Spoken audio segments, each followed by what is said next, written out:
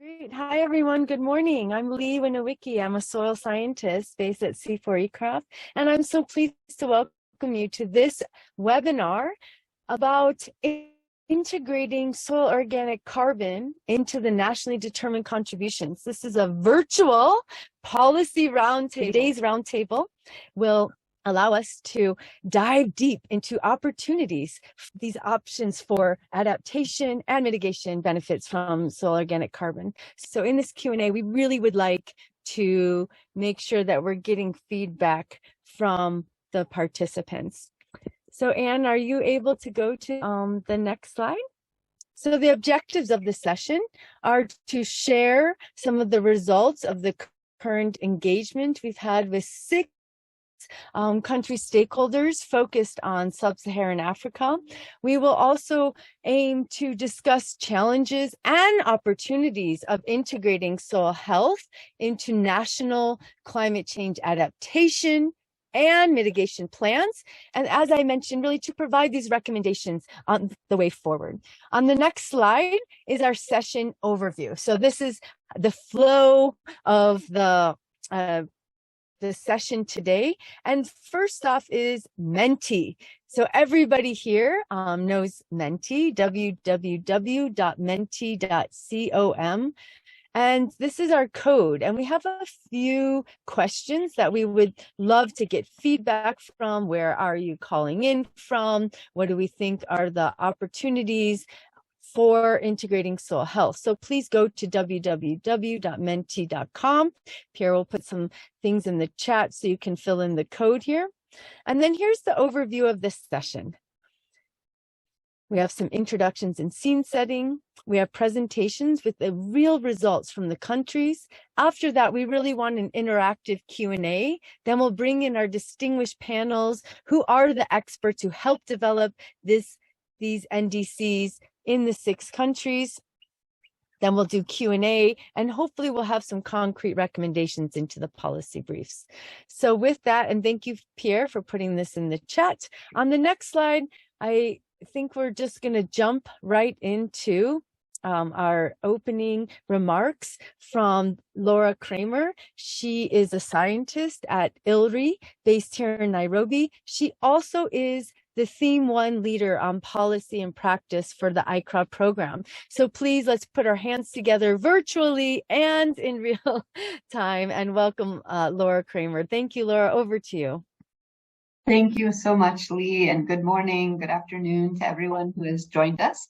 It's a pleasure to be with you, and I'm really excited for this policy roundtable, this virtual meeting that we're having, because I think this topic is so important, and I think it maybe hasn't gotten enough attention so far. But as we're in the lead up to COP27, I think this is a really timely issue that we should be discussing. And so I'm really excited to hear the insights from our experts today. And so I thank you all for joining. So AICCRA is a World Bank funded project implemented by various CGIAR centers. It stands for Accelerating Impacts of CGIAR Climate Research for Africa. So we work in 6 different countries, Kenya, Ethiopia, Zambia, Mali, Senegal, and Ghana. And we primarily focus on making CSA, climate smart agriculture technologies and practices available to farmers, and to rolling out climate information services through working with natural meteorological services and others within those countries. And we also are working toward spilling over these technologies and practices and services into other countries all across the continent as well. So, but we don't just focus on farm level practices and technologies. We recognize that we also need to work on policies at national and local level. So part of the discussion today is really focused on a certain type of policy, nationally determined contributions. So all of our countries need to commit how they will address climate change in the next 5 years and then longer through long-term strategies. So, but within the NDCs, these have to cover so many different sectors, and maybe soil isn't always thought about as one of those places where we can address climate change. So in a nutshell, that's kind of why I'm excited to hear these insights and to really start a conversation on how can we bring soil organic carbon into the NDCs, because it is really an opportunity for us to not just address mitigation and adaptation, but also the resilience of farmers and food systems. So with those few remarks, I want to hand it back over to Lee. Thank you so much. Thank you, Laura. Fantastic. And thank you for setting the scene about what AICCRA is. And I'll just ask Anne to again share her screen so that we can go back to the presentation. And for some reason, I cannot turn my video on. The co-host won't allow, but that's okay. So basically, these activities, here I am, yes, working at C4ECRAF, calling in from Nairobi.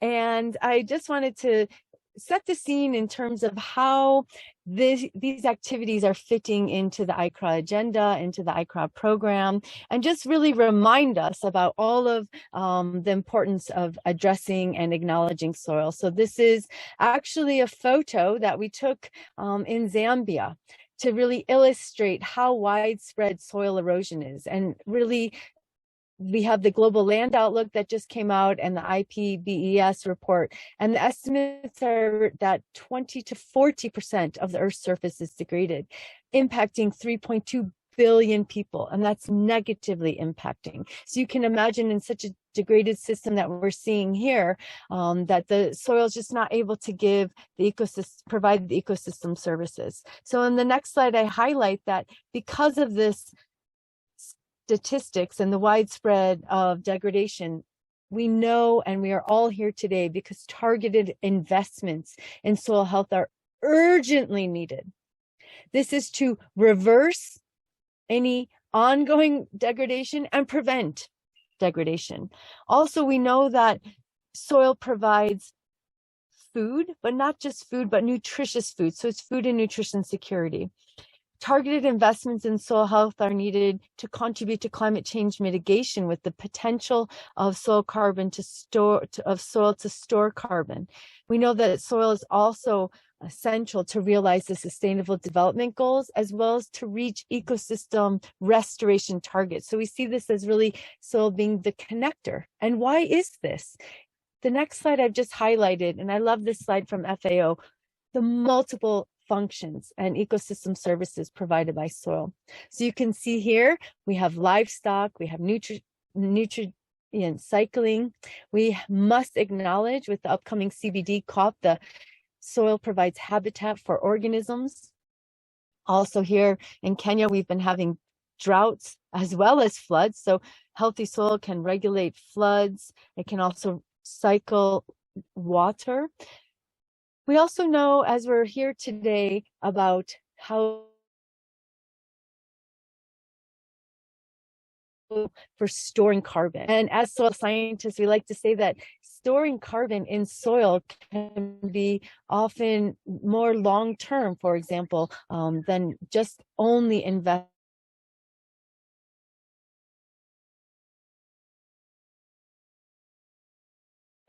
So we must say that business as usual is no longer an option. We can no longer continue the way we have.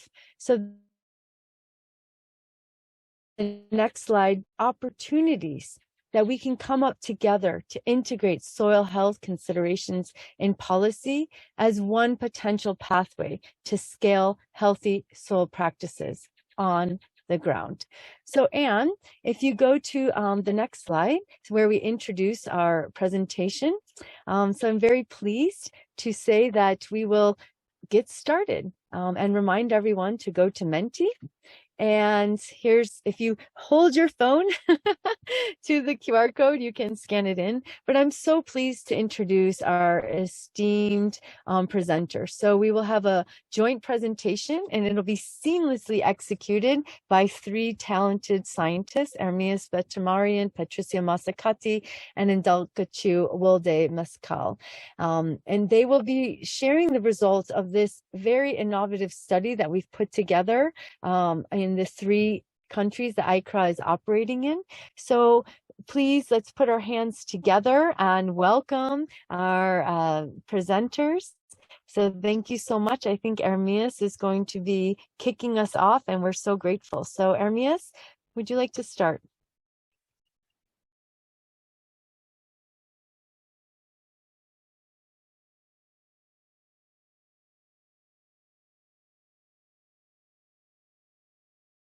And Yeah, I'm not thank you very much, Lee. Do you see my screen?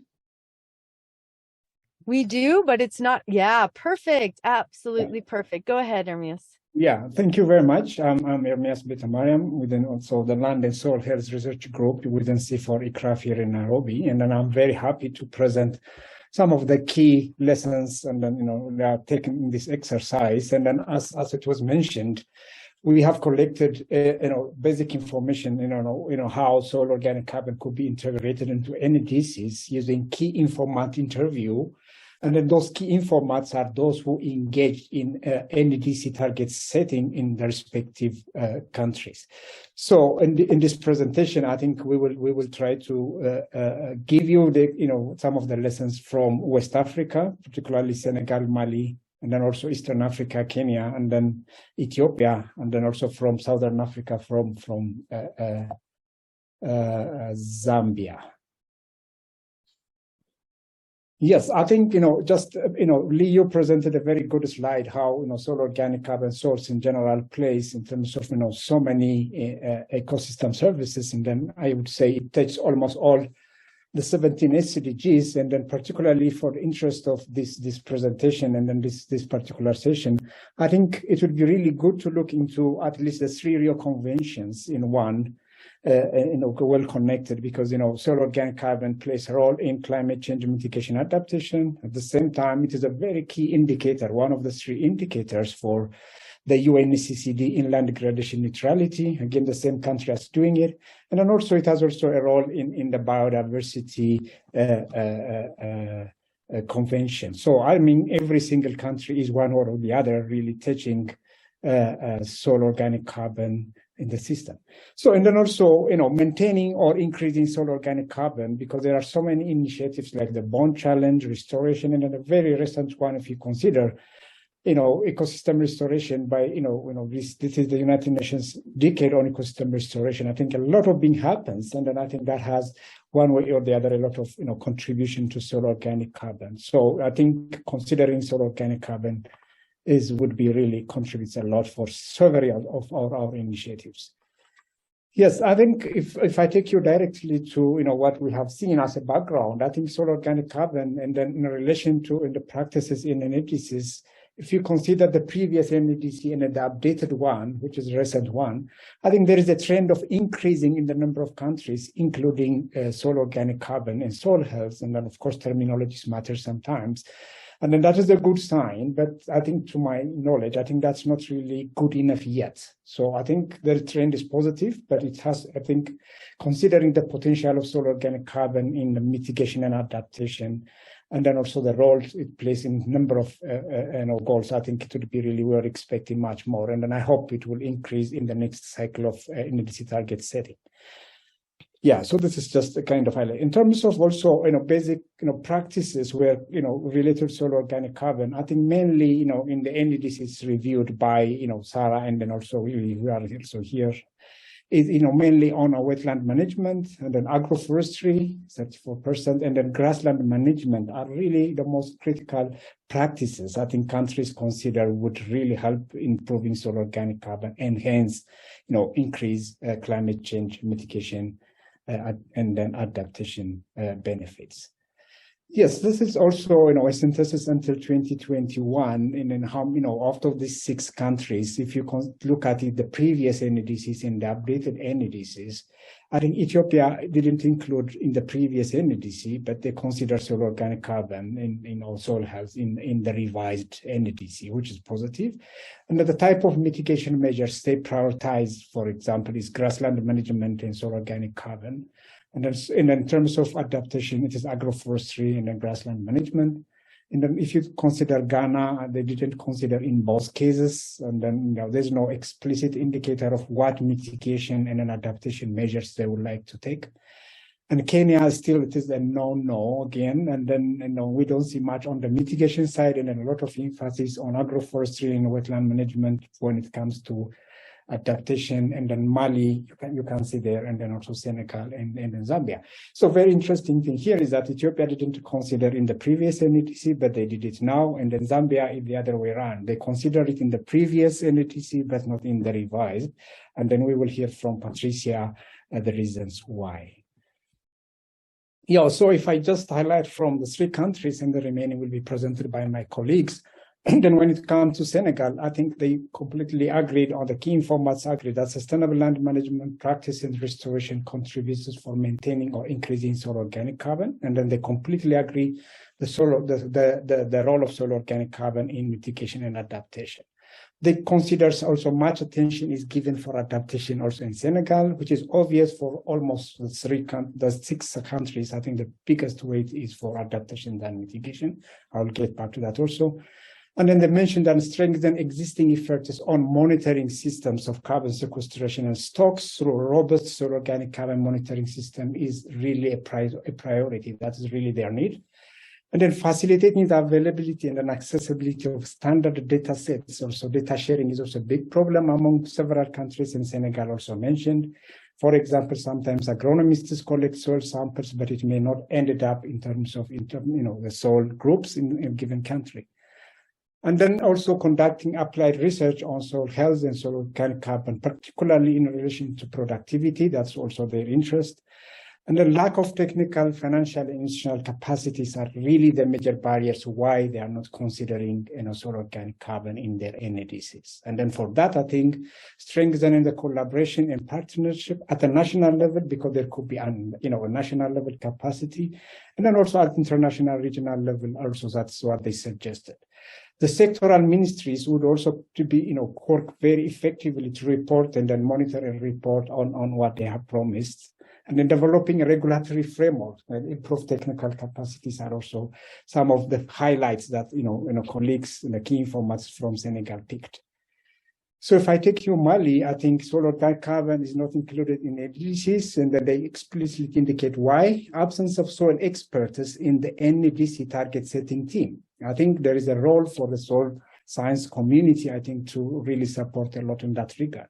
And the lack of experts, again, in monitoring and reporting of soil organic carbon made them not to commit soil organic carbon as front runners, so to say, on their NDCs. So these are some of the gaps that perhaps even in the future that we need to target investment and an effort. Strengthening the technical and financial capacities of NDCs for reporting, and then so that's they mentioned, similar to Senegal. Establishing data collection reporting systems and framework. I think that is also very shared among other countries. Research to generate evidence on how to integrate soil organic carbon into NDCs by itself is also identified by Mali, because I think they need to know how to do it.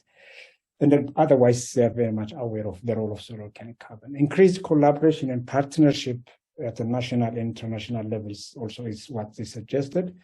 Develop also a framework for better coordination of NDC activities. That is, institutional arrangements also need to be really strengthened. And then promoting the integration of soil carbon into the future NDCs, at least in 5 years, as Laura said. I think that is also what they're thinking to happen. So I think this is, if I take you to Kenya, I think this is almost the second to the last of my slide. Solar organic carbon were not included, as I said, and then basic reasons are limitations in technical, physical, financial, and institutional areas to include solar organic carbon, because they say that if we include it, we need to really report on that, and then we don't have all these, capacities to do so. So I think it's also the same like the other two countries. Lack of data, particularly, for example, in terms of the solar organic carbon in forest systems, because there is a lot of information on agriculture, so to say, but in the forest area, I think they feel that it has to be considered. So we need to consider almost all land uses as much as possible. Also, lack of evidence on the roles of restoration practices, because so many countries have this sustainable land management restoration, but lack of evidence how solar organic carbon could be improved through these practices, also something they prioritize for Kenya. Lack of common framework and standards on MRV is also another thing, because different sectors and different institutions use different methods, and then bringing that together and then report at the national scale is still a challenge.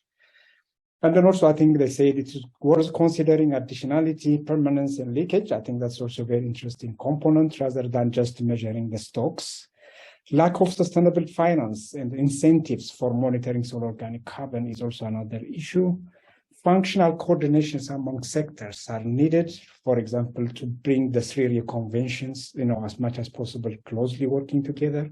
Improve the NDC target setting process by itself, because we need to allocate enough time and resource, because sometimes countries are pushed in a rush mood to come up with some figures. So in that case, I think they need to have enough time and then resource to prepare, to consult, even at the county in the subnational level. That would be really interesting. That's what they really picked some of the points. So this is my last slide before I pass to my colleagues. I think the key lessons from all the 3 countries and the others is, the role of solar organic carbon and restoration practices for climate is well understood by almost 6 countries. Improving capacity to monitor solar organic carbon raised by all countries. I think strengthening that collaboration and partnership are really critical. Much attention is given to, to adaptation compared to mitigation. In that case, I think, I think the other way around. I think I made a mistake there. Much attention is to adaptation than mitigation in all countries. So I think the critical role that solar organic carbon plays for adaptation need to be known. And then one of the gaps, particularly the team in Kenya identified, that for the mitigation, solar organic carbon is very clear. You have solar organic carbon, it is CO2 equivalent. But for its role in adaptation, I think there is a lack of methods and indicators. How do we really measure the contribution of solar organic carbon for adaptation? I think that is also one critical research area that they identified. I think, of course, and then considering additionality, permanence, and leakage is also another important issue. And then omitting solar organic carbon, I think, in the NDCs may lead to even sometimes of also reporting of their contributions for climate change, land, and biodiversity. So in that case, capacitating countries to consider solar organic carbon could really means a lot. So they may still ended up in underreporting their interesting contribution. I think the last point is really leveraging from multiple benefits of solar organic carbon, as I said in my first slide, because it's really an indicator for UNECCD. It's also for biodiversity, in resilience, and then all those kind of things. I think for all these several SDGs, I think it's really very important to benefit from that.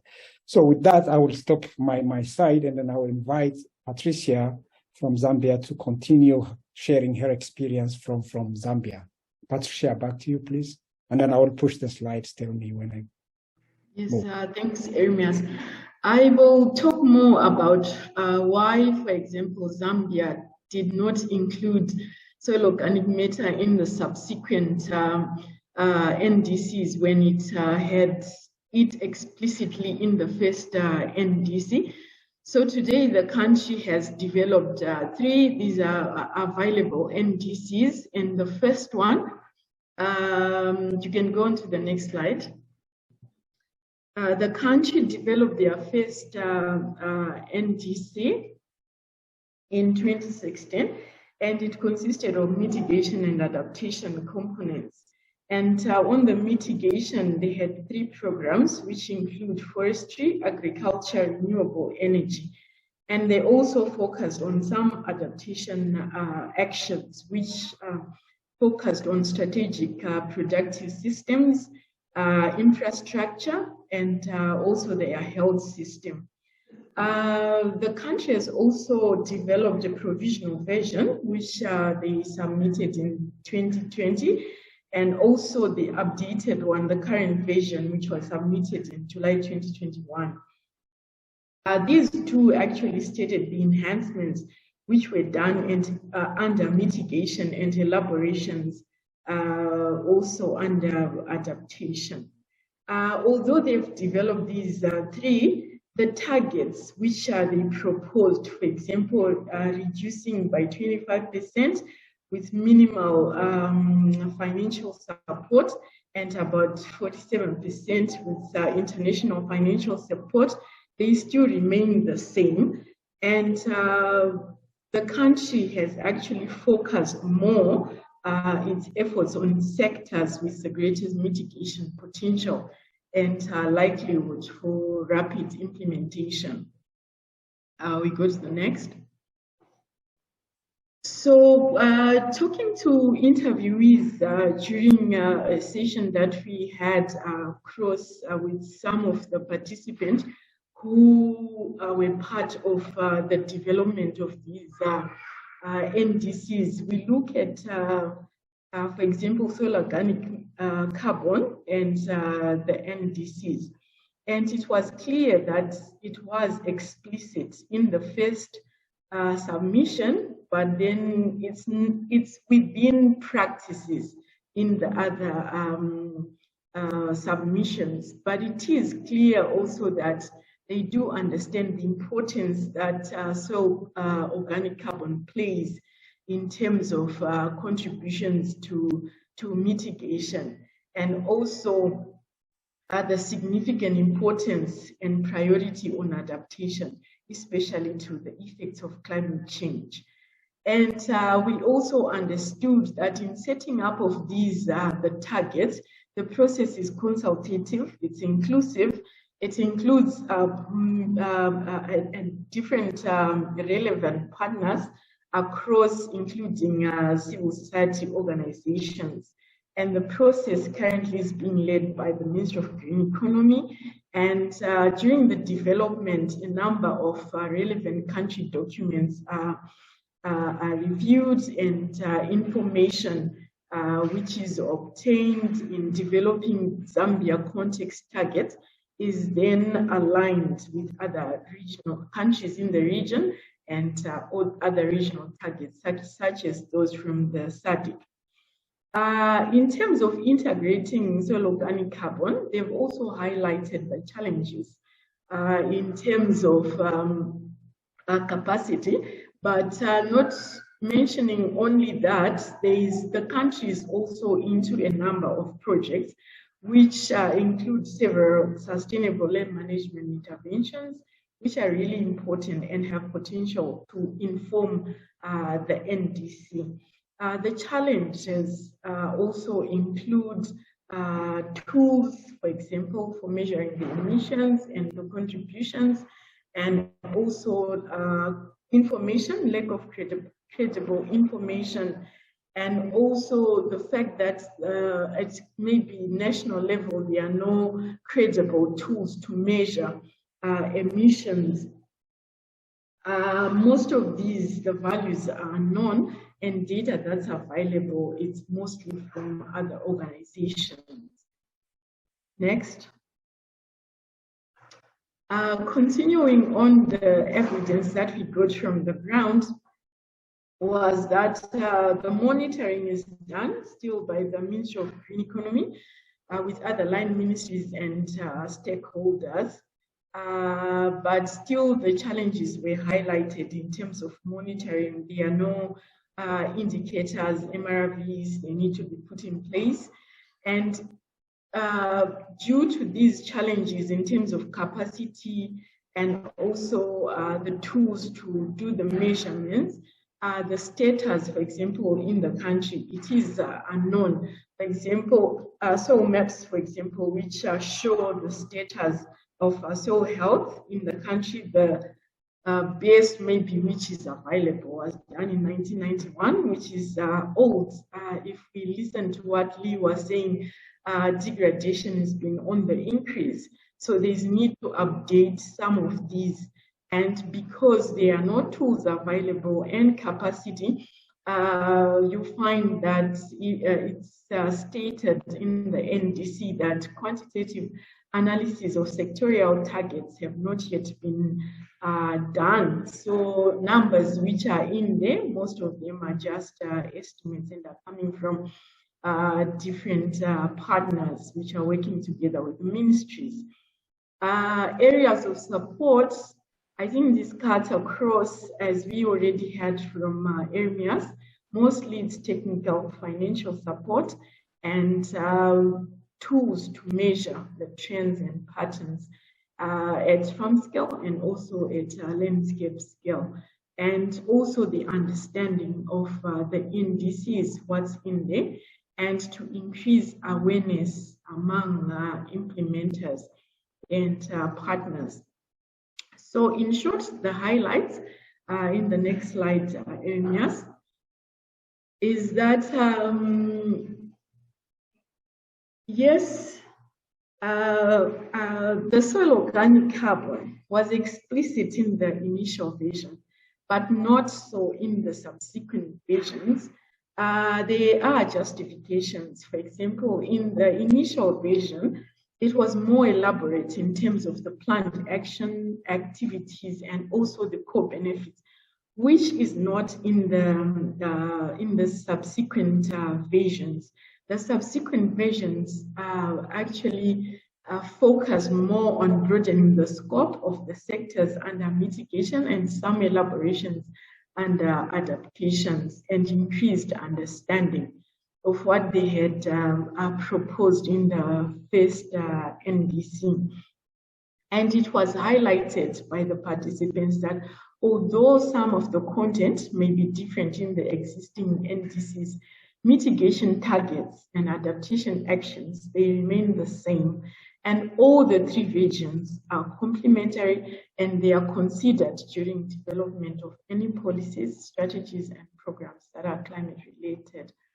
And also to note that the implementation of the NDC is conditional, depending mostly on how support is provided under multilateral or bilateral arrangements. Thank you. That's all from Zambia.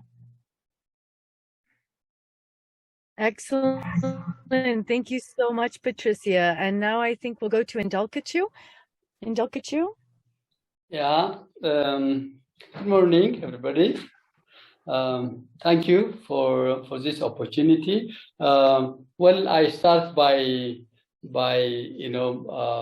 indicating the different agreements which the country took, the Paris and the UN Convention. Following that, there are a number of climate change and mitigation adaptation policies and strategies have been identified, and then as a result, the first NDC produced with 64% of reducing emission, and then the second one, which is updated, aspires for about 68.8%. Well, out of the 28 countries, Ethiopia is one of the 28 countries, taking in the soil organic carbon into the NDC. Next, please. Yeah,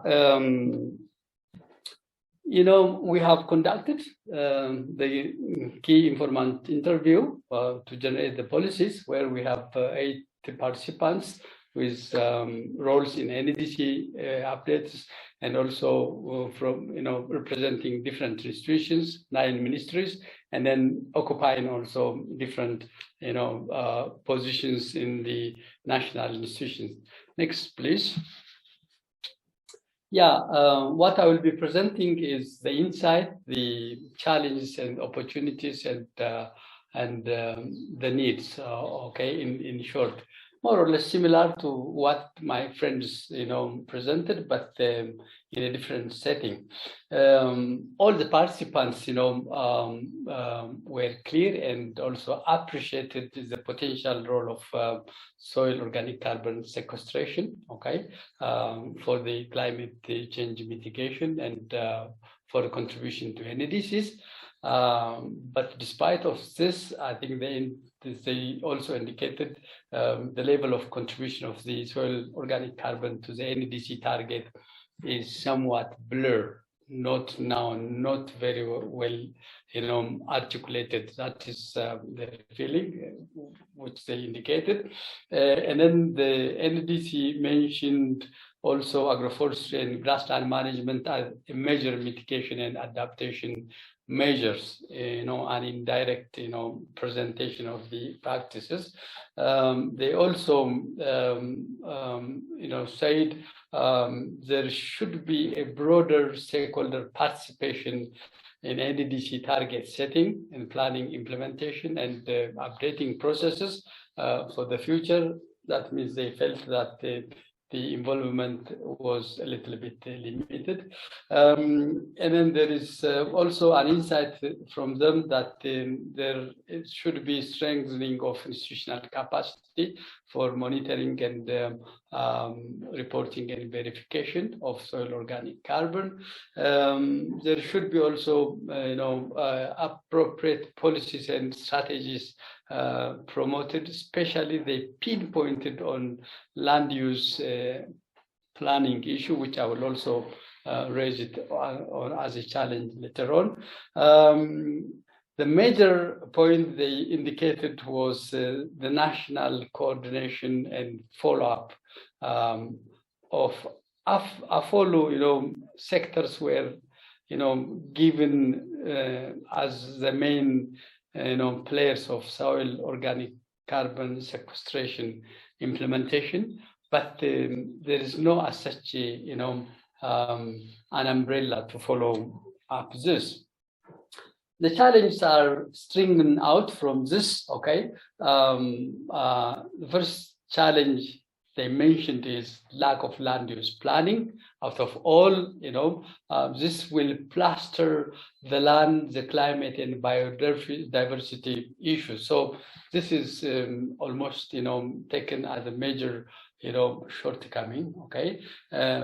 And also as a challenge, lack of awareness, or should I say unequal understanding between, the different, national institutions on existing international agreements and principles and commitments. This is also one point, to be mentioned as a challenge. I already said lack of coordination. This is really an important, point that they have mentioned. There must be a named, coordinating institution which, monitor, which follow up, which reports, the soil organic carbon issues to the NDCs. Soil organic carbon is not considered on carbon marketing. This is actually a challenge.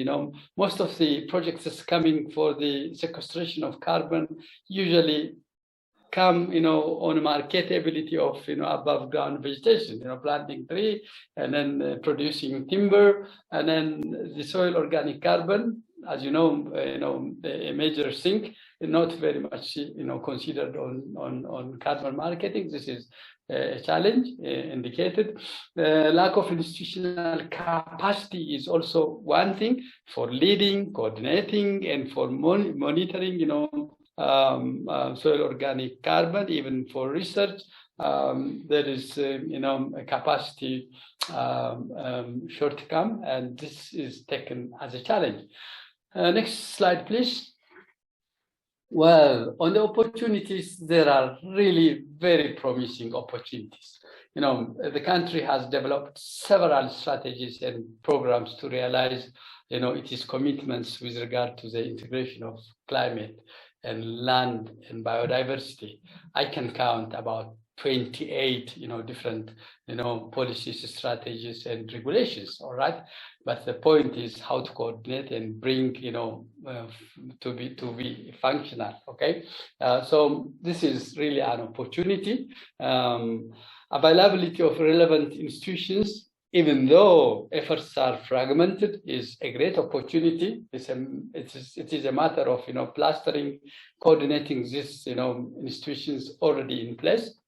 And then the big opportunity is that climate change and greening issue is really highly politicized in Ethiopia, led by the Prime Minister. Okay, and everybody from A to Z is conscious about planting trees, greening, climate change is really given a high agenda. So this is great opportunity to bring in soil organic carbon issues, okay, in the NDCs.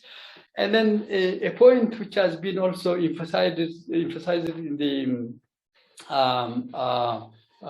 policy brief is that the NDC is really a leading document, which leaves avenue for research, informed decision making on incorporating of soil organic carbon in the NDCs.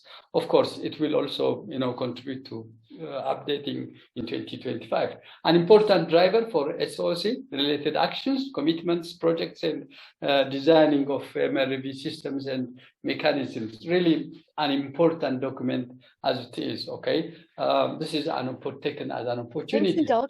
Next, please. Yeah. Thanks, Ndulk. We have to finish in 1 more minute, so this will be your last slide. Thank you. Yeah, this is my last one. Yeah, institutional capacity building is a very much hot need. Update and develop and align relevant policies. Land, climate, biodiversity can be brought together with land use planning. So this is one. Resource mobilization is another one. I think I finish with this. Thank you very much. Thank you so much, Ndulkachu. Thank you so much, Patricia. Thank you so much, Ermias. So if we stop sharing screen, Ermias, our to be spotlighted so that the audience can go ahead and give a reaction, a hand clap, something to let us know that the audience is still there, we're still engaging. So absolutely, let's give some appreciation to our presenter. So Ndulkachu, Patricia, Ermias, please turn on your videos. And then I'm going to offer up just 3 minutes for you to answer the question. So one thing that I thought was interesting is some of the similarities that we're seeing across the different countries. And Patricia, I'd like you to answer the question in the chat about did the government of Zambia include soils in agricultural setting, and how did it assess the impacts of frequent changes in land use? So Patricia, over to you. Yeah, thank you for that question, Timothy. Yeah, I think it is, the soils were included. And in terms of assessing, so the thing is they propose practices which promote soil health, for example, agroforestry. We know once you have your trees in there and then leaves falling in, soil organic matter, and also climate smart practices. So yes, crops may change, but once farmers have knowledge in terms of what are the best practices, it doesn't matter much which crop they go into, but they will also always want to maintain the soil health. So yes, it was considered, but with practices. Very good point. Excellent. Thank you so much, Patricia. Stay there. Ermias, can you turn your video on? And there was a question in the chat, so Ermias can join the spotlight here. Yeah, I love it. So you saw the question, is MRV in all countries the same and standardized? I think this is one of your favorite topics. So you have 1 minute to answer or address that comment. And then I'll go to Ndulk. Yeah, I mean, thanks, Lynn. Thanks for the question. I think the MRV tools are, the standards are not all the same in all countries. We didn't review it carefully, to be honest, but they are not really the same. And people use like different, starting from the sampling strategy, starting from what depths to collect, starting from how to analyze, the lab method they use. I think that all are not really, of the same standard. I think, that is even one area for scientists, particularly in international organizations, to facilitate and support that. But one thing, if you ask me, what I have observed is there is a lot of capacity within the countries, but there is a little bit of misconnection between them. If you take, for instance, Kenya, we are here in Kenya with a lot of capacity, but at the same time, another institution might say that I lack that capacity. And I think it is good to have like at the national and regional and international level collaboration and partnership to address that. Thanks. Yeah, and I think this is something that is really come out clearly, the need for some level of standardization to have some coherence across the country. So Indalkachu, the last question to you, I'm going to ask you to be spotlighted, and then I'm going to ask Anne to take some kind of cool screenshot of us, because that's my favorite thing. So Indalk, on your last slide, you talked about financial incentives. You talked about other incentives. So there's a question. As carbon projects in Ethiopia are increasing, it is important. Oh, sorry, that was about strengthening capacity to incorporate SOC. And then could you address that as well as SOC is positively and directly related to yields? Could it, in the meantime, be used as an indicator for soil fertility and health? That was a question from Frisha. So go ahead and your reaction to those two comments. Yeah, you see, yeah, there is I think increasing projects coming in on carbon marketing, but hardly considering the soil aspects of soil carbon. Maybe the limitation is methodological, a little bit complicated, maybe, I don't know, but there is a need really to consider, this element in the future. What was your second one, Lee? Sorry. About the incentives. Well, how can we use this as what kind of incentives were you talking about in your presentation? On the opportunities, which one you mean? Okay. So I think we can just leave it there, but the idea was about, you mentioned that financial incentives to encourage farmers to have that transition. Is that? Yeah, I think, on the opportunities, well, I mean, the farmers will get, opportunities in any case, when they plant trees, when they manage, when they get benefits, that is not a direct financial support, but an indirect, benefit that they can get from their,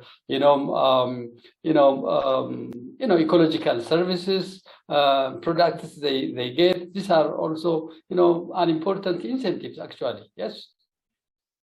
Thanks a lot. Fantastic. Thank you so much. So let's just give a reaction to our panelists. Congratulations for the hard work, interviewing the stakeholders, summarizing so succinctly. I'm so absolutely grateful for these insightful presentations. And my goodness, look at the comments in the chat, really all that you've stimulated. So thank you so much. We're very grateful. And so now I'd like to just take 3 minutes for Pierre to share his screen, and let's see what these Menti results came up with. So where are people joining from and what region of the world? So Pierre? Yes, Lee, coming in, just give me a second. Yeah, here we are. You should be able to see my screen. Yeah. No bias whatsoever. There's no surprise, is it? Yeah, maybe we can move swiftly to the next slide. Oh, relief. Fantastic. So no one said no. There were a few not sures. That's very interesting. And I guess we are biased in our interests here. So the next slide, Pierre. Yeah, that's coming in. So this is a word cloud. So what do we think the biggest barriers are? And I think it's really interesting because it looks like there's some synergies and overlap with what was presented from the 6 countries: capacity, awareness, monitoring, measurement, opportunities. Let's work together to strategize on these opportunities so it becomes no longer a barrier. Financial resources, that was the question just asked to Indulk. Wow, absolutely fantastic. And then I think the last question was around practices. And one thing that I thought that was very interesting was how several speakers mentioned grasslands. And I'm so glad grasslands and rangelands as an opportunity. So let's see if that also showed up here. Soil cover, oh, even biochar, which wasn't actually mentioned in the presentation, mulching, agroforestry. All right, soil water conservation, organic fertilizers, compost, biochar again. So I think it's very important that as we move into the panel session, where we're really going to hear from the practitioners, we think about the land and soil management practices that can improve soil health. Although we do realize that Ermias mentioned that the stakeholders in West Africa highlighted research gaps to understand how these practices quantifiably influence soil health. So I think there's still some research gaps, but this is absolutely fantastic. I think that's the last one, right, Pierre? So now I'm going to ask for my panelists to turn on their videos because we're going to spotlight you. We are moving into the next session. I can't believe how fast time is going by because I think there's just such an in-depth interest. So I'd like all of our panelists to turn on their videos so we can spotlight you, because I think people get tired of hearing my voice. So I'm going to offer Vincent, Morten, Liesel, and Maneyu an opportunity to introduce themselves. So it'll be like a speed intro for each one of you to just give a 1-minute introduction, your name, what country you're representing, and what your role was in the NDCs. And then we'll get into the in-depth discussion. Is Manewa also here, Pierre? So Vincent, over to you. 1-minute introduction. Big welcome. Okay. Thank you very much, Lee, for the very exciting kind of moderation and the very exciting presentations from the experts you have had. Quite stimulating indeed. My name is Vincent Yoga. I work with Kenya Forest Research Institute. I am a research scientist and I happen to be the coordinator for climate research and forestry. In view of that, I also do participate in the national processes, especially on mitigation and reporting actions from the forest perspective. Of course, the coordination of the national government contributions by our climate change directorate, and I happen to be one of the negotiators in the core process there. So in that regard, we have participated, for example, looking at the contribution of the forest sector towards the long-term strategy in the climate change mitigation and adaptation options that we have in the country, plus other related areas which we're able to speak shortly after these discussions. Thank you very much. Sounds like you're well placed to answer my tough questions that are coming up. Over to Liesel, please introduce yourself. Thank you. Good morning, Lee. Good morning, everyone. My name is Liesel Rosenov. I'm a South African soil scientist based in Stellenbosch.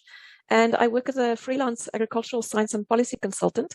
And I've done some work in that capacity on looking at that kind of policy analysis to see how soil organic carbon, wetlands, peatlands, and also practices that support carbon protection and sequestration was addressed in especially the first round of NDCs, partly in the second round, but also how it's addressed in under other conventions in the land degradation neutrality targets and biodiversity targets.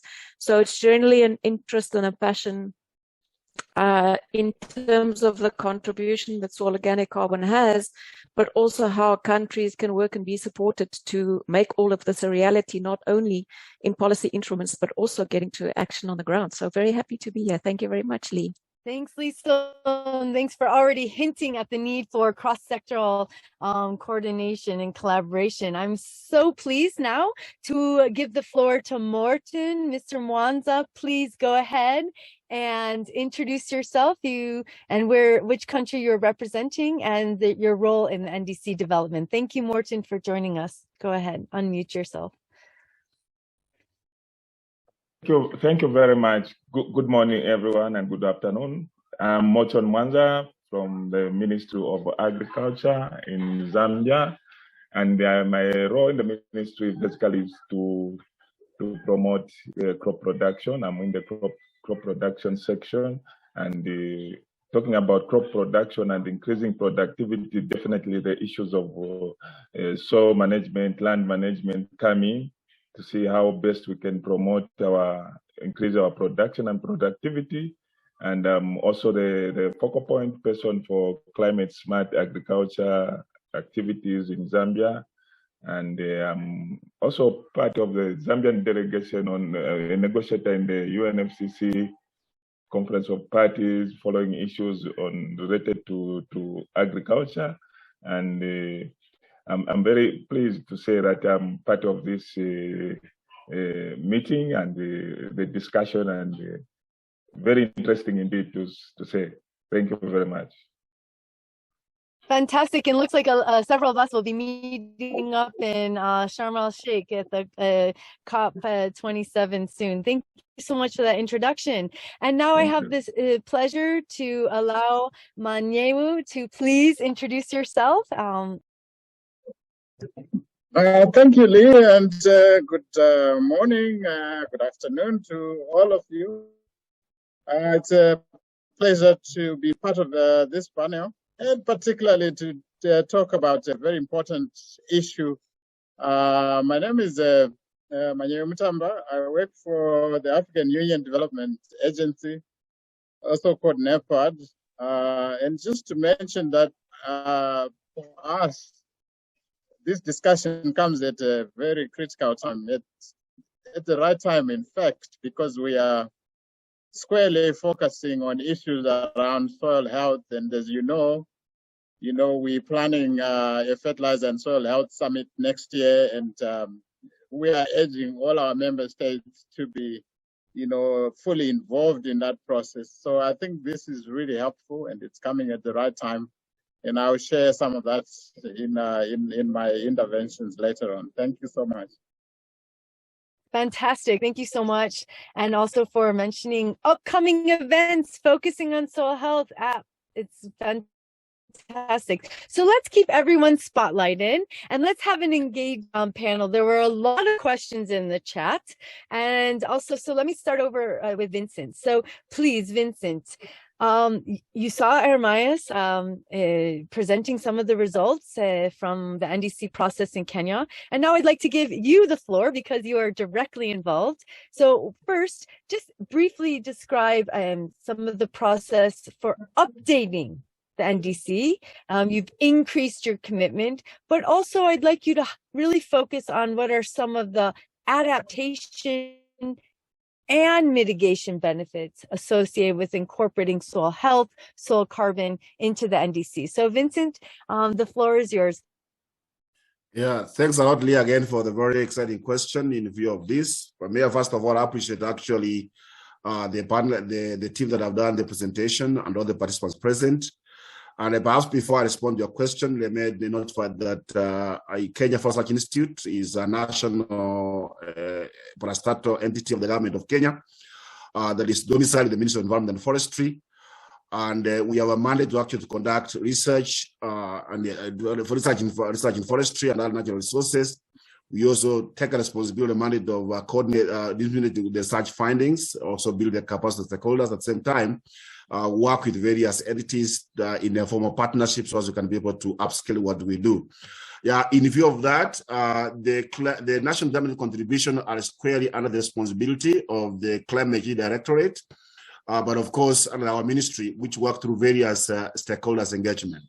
So in view of the process that the countries get involved in this, we are very participatory in nature as a country, and we ensure that whatever coming in view of the climate change takes into account the needs of the various stakeholder sectors. So to give you a fair understanding of this, it is that Kenya, in the formation of the national government contribution, in the view of the Bali Agreement, we had actually developed the Climate Change Strategy 2010, Climate Change Response Strategy 2010, which basically identify the various vulnerability and the sectors that are actually more emitting, at the same time that they are more vulnerable to the impacts of climate change, the climate vulnerability. And of course, Kenya being a developing country, we obviously remain vulnerable with the challenge of climate change, and of course our temperature seems to be rising over time. So in view of this national climate change strategy, 2010, it was operationalized actually with a view of the development of the National Climate Change Action Plan 2013 to 2017. This therefore came in line with the commitment the country made when it signed the Kyoto Protocol, at the same time with the Paris Agreement in 2015, which we ratified. And of course, you are aware at the process of this, any other country that did design the NDC that is intended as a determined contribution, automatically when we signed the Paris Agreement, it became part of our list. So in view of this, the National Climate Change Action Plan actually covered several entities there, where we're able to identify which of the sectors actually becomes the more emitters. In this case, we have the transport sector, the waste management, industrial processes, the agriculture, forestry, and land use. So it is within that domicile, therefore, that agriculture, land use, and forestry takes bit of that. And what you established in this case is that their agriculture and land use actually tends to be a more strongly emitting of these emissions, become the top. Actually, agriculture is the top, about 48% of the greenhouse gas emission from agriculture sector, which was linked to actually fermentation from the livestock, and also in forestry because of deforestation and forest degradation. So all this really constitute a huge amount of the emissions from that particular sector. In view of that, the implementation of this Climate Change Action Plan 2013-2017 was actually as a result of the various policies and other legislation that actually provide an enabling environment, also in view of our Vision 2030 and the medium-term plans that are actually sequenced along with the Vision 2030.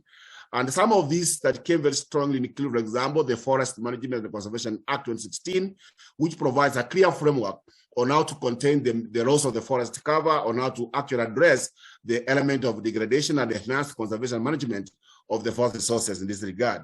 So the Water Act, again, became very handy in the view of that case there.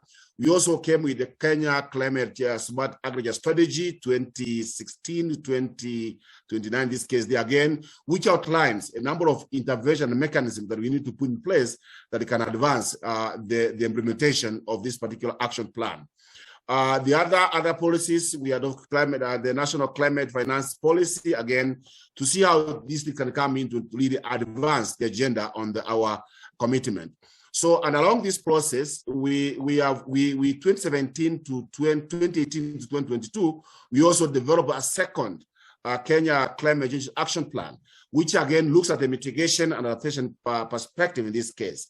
And as of 2020, Kenya did revise. It is a nationally determined contribution where we had actually put a very big ambition of reducing our emissions. Look at our trajectory from a couple of years. We have been emitting about 56, 75 to actually projected by 2030 we'll be having about 143 million tons of CO2 equivalent emitted in this case. And therefore, we designed a very new and ambitious NDC where we are going to meet from our 30% to 2% of this. Yeah. And ideally, when you look at the whole scenario of this, the sectors that we have identified that can contribute significantly in view of this mitigation again remains energy, transport, forestry, agriculture, industrial waste, and other processes. So you look at these targets you have put there, for example, in the forest sector, we are targeting by 2030. One more minute. I'm going to ask you to close in 30 seconds so we can ask the other panelists. But I love your discussion. I apologize for cutting you off. Please summarize. Great. Yeah, so in view of the emission reduction from the rehabilitation of the great landscapes, in afforestation, reforestation, coming the climate smart integrated processes. So we foresee a potential that the country has towards coming to the process of actually moving to the adaptation, the mitigation adaptation actions. So in view of what I've raised, whether we have the core benefits coming in terms of adaptation, it's true that through the afforestation, reforestation, rehabilitation of these areas there, they have a potential actually to move towards emission reduction, but at the same time provide the resilience of these ecosystems in a view of actually enabling them to adapt to the climate change. So the soil health, in my own view, has a very important role that can come in. But unfortunately, as already mentioned by Emias, we didn't include it in our NDC because of other reasons, which I may perhaps explain later as we discuss on this case there. Thank you very much, Lee.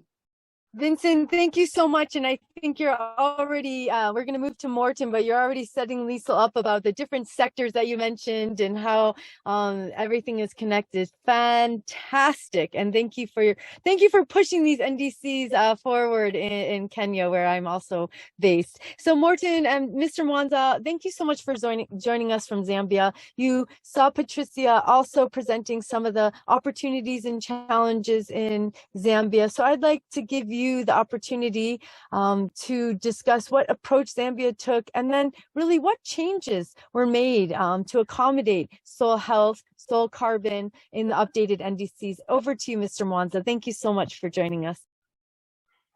Thank you very much, and good afternoon, good morning once again to everyone. Yeah, I think some of the points I think we are given in the presentation, which was done by Patricia, but let me just give a response on what approach did Zambia take to include soil health in the NDCs and what changes were made to accommodate soil health in the updated NDC. So the first Zambian NDC were developed through a consultative process with all the relevant stakeholders, and the mitigation actions, which are focused are on 3 programs, which are sustainable forest management, sustainable agriculture, as well as renewable energy and the energy efficiency. So based on the climate change related challenges which Zambia is facing in agriculture, especially among the smallholder farmers, practices which are being promoted and help our smallholder farmers adapt to climate change were recommended for inclusion in the NDCs for agriculture. And these are practices which improve the soil fertility and soil structure, also the soil moisture retention capacity, as well as the increase in the soil organic matter content among many other benefits.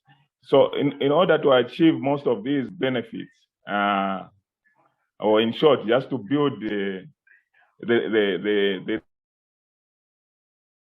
resilience among our smallholder farmers, the technologies or practices used will also increase quantities of stored carbon in the soil. So most of these technologies which I mentioned, if you increase, for example, the organic matter content in the soil, it will mean also the carbon content will also increase.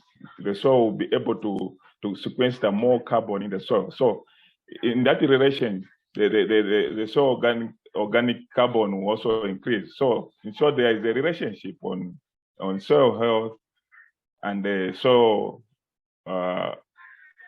carbon content which you find in the soil. So because of the goal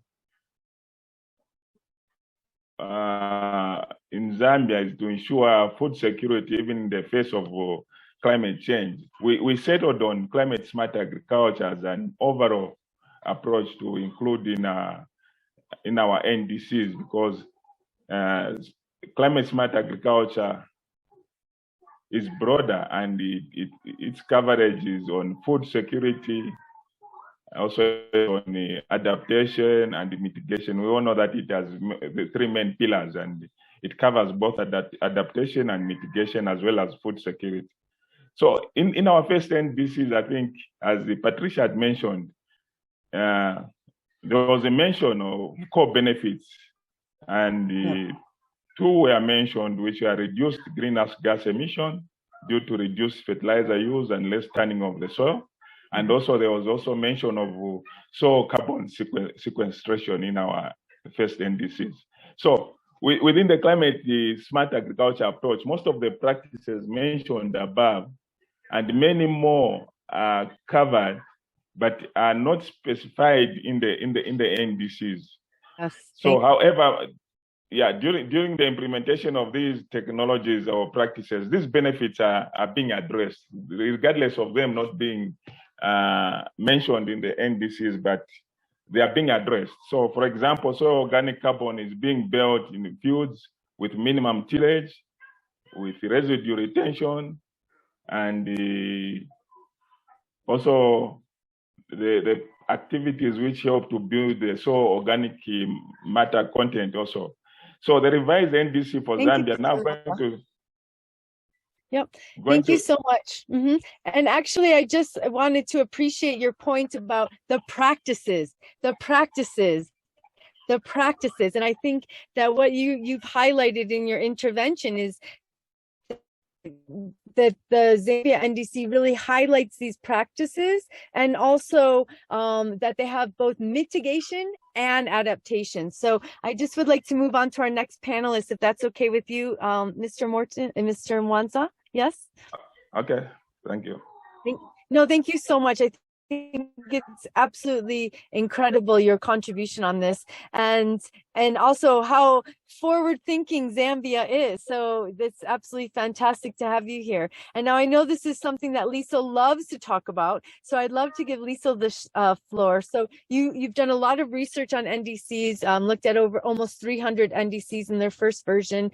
So perhaps you could talk to us about, building on Miss Kenya and Zambia's experience on including the practices, and anything that we should be aware of, or any cautions we should acknowledge in moving forward in terms of including soil health, soil carbon, and the NDCs. Over to you, Lisa. Thank you.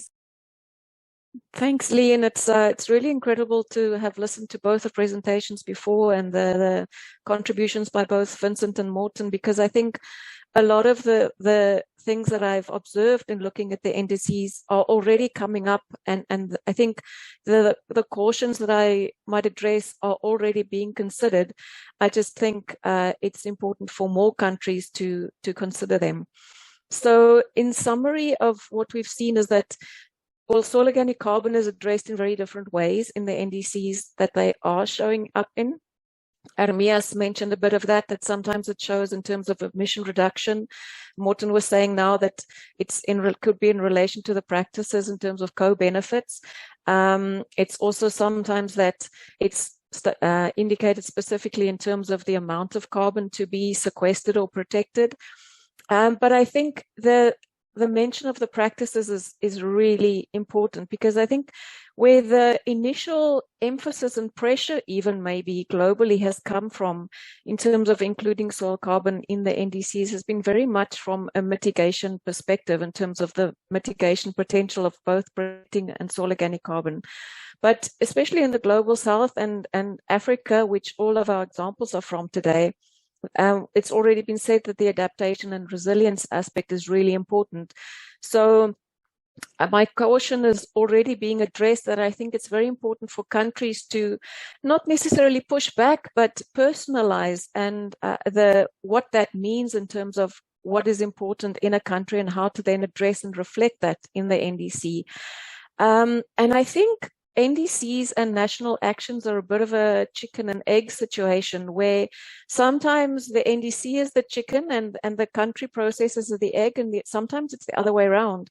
And I think what Vincent was explaining about all the processes that are happening at national level in terms of strategies and documents and policies that support improved land and soil management, that is the chicken, and eventually maybe it will be reflected in the NDC. But it's important to notice or understand that just because soil organic carbon isn't mentioned in a country's NDC doesn't mean that there isn't interest and there isn't necessarily a lot happening already in the country that is enabling that. And I think that kind of action at the country level is actually more important, because that's what's going to make the difference. The other point I wanted to make, if it's from the other way around, where the emphasis or the stimulation comes from the NDC itself, it's very important to understand that even though a carbon target in an NDC may help with transparency and looking at how we could globally achieve the goal of the Paris Agreement, that will only be achieved if the country is then empowered to implement the practices to achieve that target and make all of that a reality. So ultimately, I think what's important is having the national processes in place to implement the practices and support and empower the land users to implement those practices so that all the adaptation, resilience, and mitigation benefits of soil organic carbon can be materialized. So that's my key message. Over to you, Lee. Thank you. Oh, thank you so much. So we're talking about the enabling environment to really allow soil, healthy soil, to provide all the ecosystem functions and services that it can provide. Thank you so much for recognizing that and for highlighting that and your other points. And so I'm really pleased to bring in our final panelist, Nanyewo. So I know that you may just want to go ahead and react to Liesl and the chicken and egg, and you should feel free to do that because I think it's a really interesting point and we should have this discussion here. And so I allow you to do that. And also from your experience from where you're sitting, advising, engaging, interacting, pulling people together, perhaps you could also build on the chicken and egg discussion and also explain some of the pros and cons of explicitly mentioning soil health and even soil organic carbon in the NDCs. And what is your take on all this? And big welcome. Thank you. Thank you so much, Lee. I might actually switch off my video because my connection is not great. I'm in some rural parts of South Africa. So I'm just hoping that I'm coming to you loud and clear. Just to pick on, what Liesl said and the other panelists, I'm really glad that, for the first time, we are seeing real substance. Member states committing real substance to the NDCs, particularly with respect to, to the agriculture sector. And for me, I think the sweet spot is really this space where we have real potential to intersect between the interests of local farmers, of national governments, particularly on the African continent, and those global interests. Coming from a background of, we can see what is happening with respect to food security, the challenges related to the cost of key inputs like fertilizer.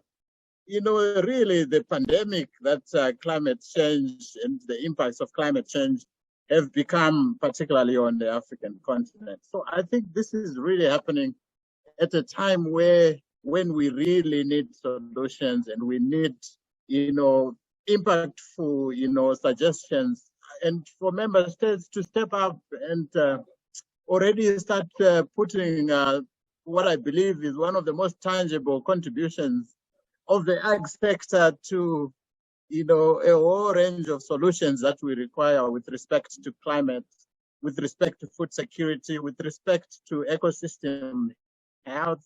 I think it's really an important thing.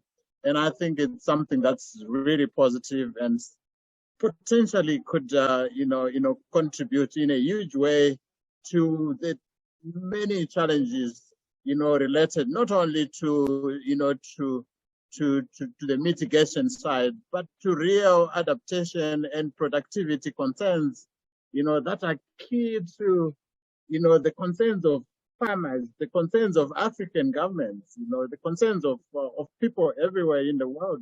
So I think this is a real opportunity, although I still believe that there is a lot more work to be done in terms of, someone mentioned the need to raise awareness of farmers in terms of the role of soil organic carbon, the need to support farmers. I know that there is huge potential with respect to, other incentive schemes, for example, the carbon market, but to tap into that, there's real need, to support farmers, local, institutions and governments to really put those mechanisms in place to tap into some of those opportunities, because the challenges are significant. And also, at the global stage, I'm sure Lee and Lisa and others are going to COP27. Unfortunately, I'm not coming this time, but I'm hoping that some of these issues around transparency of carbon markets and how to even support the organization of African farmers to be able to tap into some of these opportunities are real key issues that need, attention, and that will provide the kind of pipeline of incentives that you require. Because to be honest, it's not easy to, to maintain or to build soil organic carbon in most African, farming systems, because just accumulating biomass by itself is a huge challenge. And there are competing needs for the same biomass, from fuel to, livestock feed and other, even, other human needs. So it's not easy. It's not going to happen. We know, all of us, that practice change, for farmers particularly, is proven to be one of the most difficult, endeavor and undertaking, for us. Thank you, Manewa.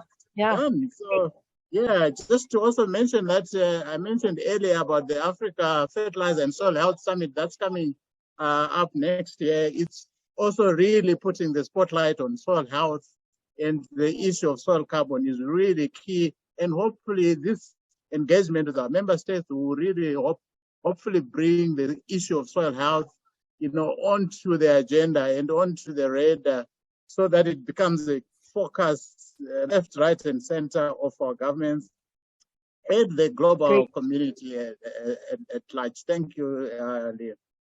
Thank you so much. And thank you also for taking us full circle. I opened this webinar talking about soil being the great connector. And now you've really highlighted and elicited how it's a connector of smallholder farmers, national policies, global contributions. This is fantastic. So we're running toward the end of the webinar. I want to give Laura time to close, but I would give each speaker 1 minute. We're going to put this webinar up on the AICCRA website. And so Vincent, then Liesl, then Morten, 1 minute. What are your recommendations going forward? What do you want the world to hear? What other countries can learn from your experience, your proactiveness to recognize the central role of soil health? So Vincent, your closing message in 1 minute. You first, go for it. Okay. Yeah, thanks a lot. I think I'll be very precise as well. One, there is a need actually to have a very robust methodological approaches to assess the contribution of the soil organic carbon in view of the soil or the entire soil healthy program.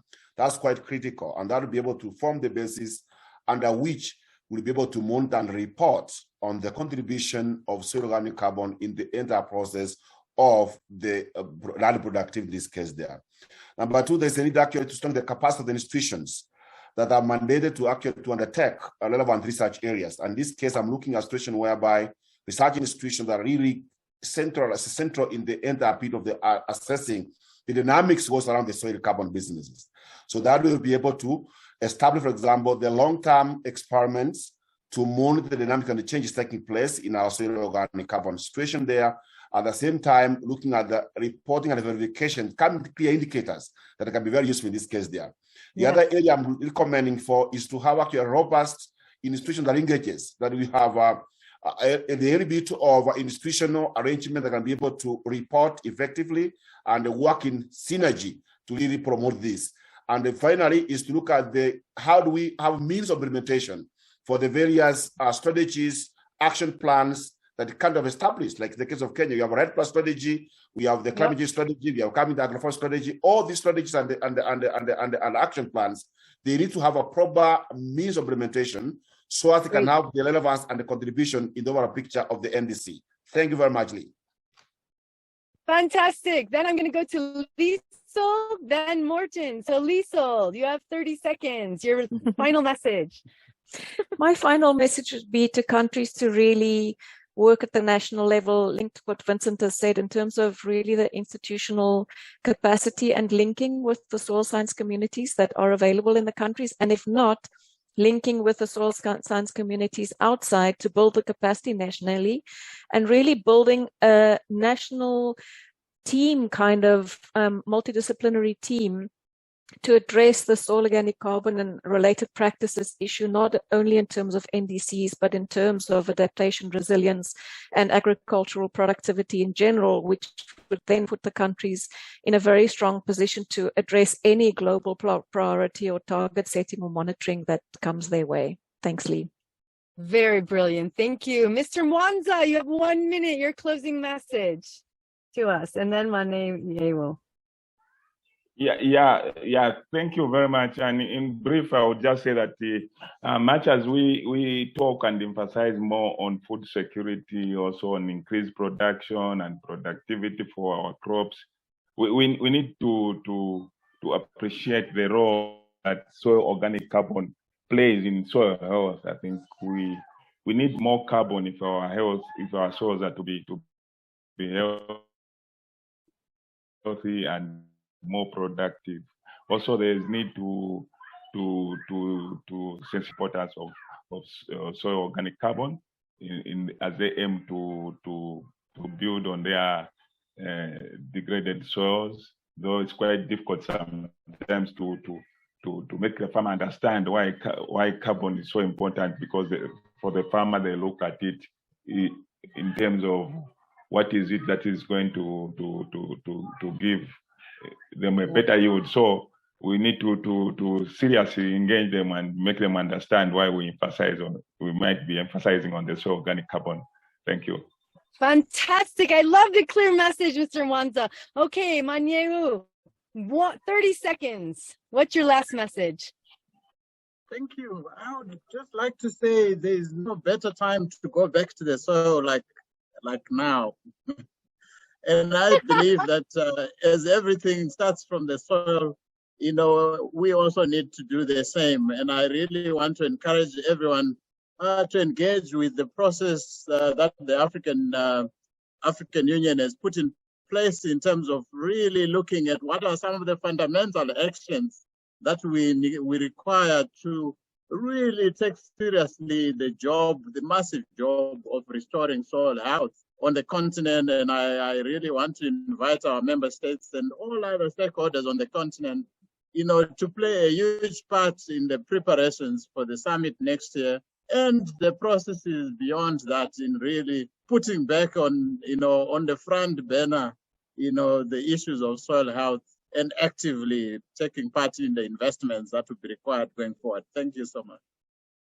Thank you, and a big thank you to our panelists. We will acknowledge all of you, and I'm just grateful. We'll give a round of applause. And now I'm so pleased to have the closing remarks from Laura Kramer from ILRI, AICCRA Theme 1 leader, who's basically enabled all of this to happen. These studies are all under her leadership. Laura, thank you so much, and my apologies for the running out of time. I think we can all spare a few moments to hear your words of wisdom and to close out this webinar. Thank you, Laura. Thank you, panel.